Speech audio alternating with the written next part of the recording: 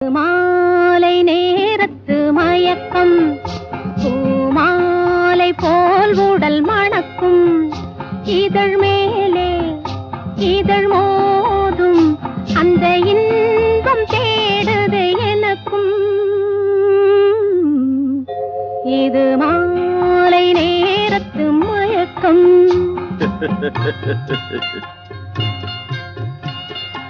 இது கால ஜீவனின் கலக்கம்